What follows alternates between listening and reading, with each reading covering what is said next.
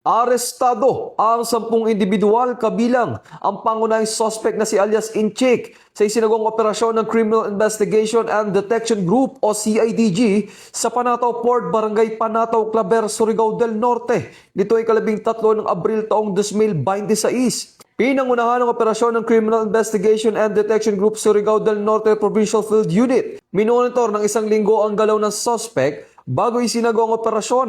Nahuli ang grupo habang ilegal na naglilipat ng diesel mula sa isang motorized bangka o bote-bote patungo sa tanker truck sa pantalan ng walang kaukulang dokumento. Pinaniniwalaang ipamamahagi sana ang nasabing fuel sa mga kalapit na gasolinahan.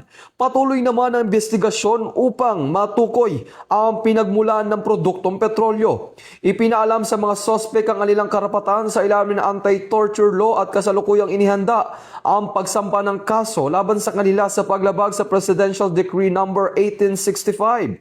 Ito ang bagong PNP para sa bagong Pilipinas.